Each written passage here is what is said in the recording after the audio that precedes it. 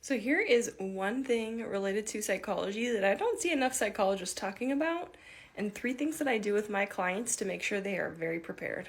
And hey, if you're new here, I'm Dr. Lethko. Let's talk about executive functioning. So often in psychology, we're talking about how you respond to stressful events, how you're coping with hard things. And while there's a lot of helpful things in there, one thing that stands out to me is that it's a very reactive approach.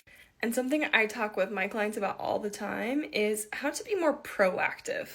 Essentially, how do we prevent these things from ever becoming a problem in the first place? So one of the most common ways that we do this is we talk about triggers, which is metacognition, or thinking about your own thinking, self-awareness, if you will. And when you're aware of your triggers, then number 2, you can cope ahead.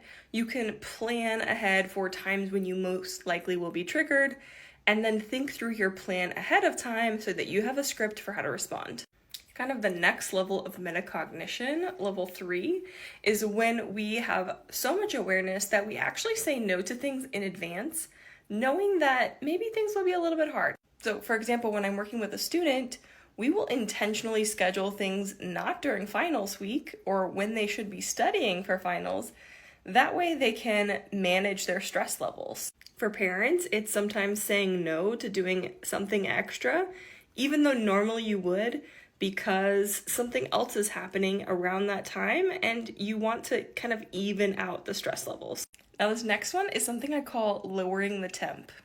Imagine your emotions are kind of like a cup of water, and the more stress that happens, the more we're turning up the heat on that cup of water until the point where it boils over.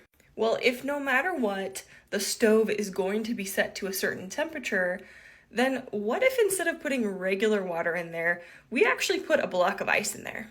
This idea of lowering the temp or temperature is kind of like coping ahead, but it's even more skilled.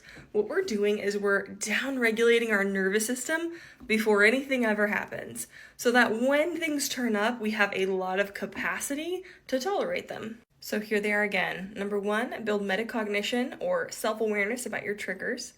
2, cope ahead. And number 3, lower the temp. Go out there and be proactive, and don't forget to follow for more executive functioning content.